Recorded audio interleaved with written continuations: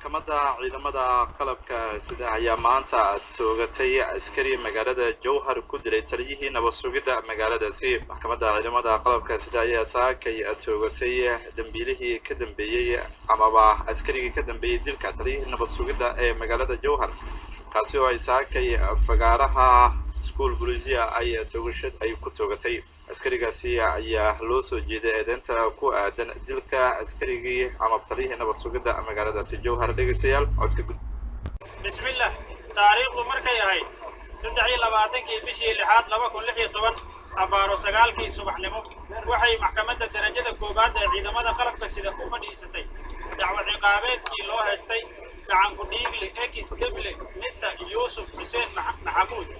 24 jir ah ina bintow xaamud ku dhashay Shabeellaha Dhexe ka tirsanaa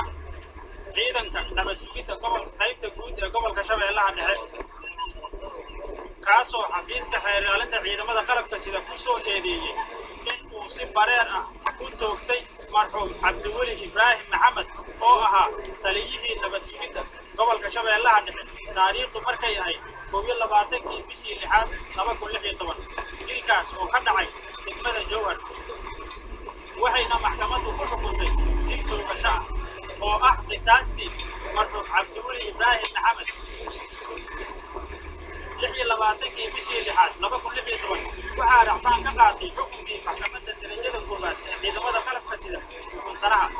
taariikhdu markay ahayd 27 bishii 8 2016 waxay maxkamadda sare ciidamada qalabka sida mar kale u fadhiisatay dacwad ciqaabeedkii loo haystay gacan ku dhiigle ekis kable nisa Yuusuf Xuseen Maxamuud waxayna ku xukuntay dil toogasho ah kadib markii ay ku caddaatay in uu si bareer ah oo ulakac ah u toogtay marxuum Cabdiweli Ibraahim Maxamed. maanta oo ay taariikhdu tahay 25 bisha 5 2017 waxaa lagu fuliyay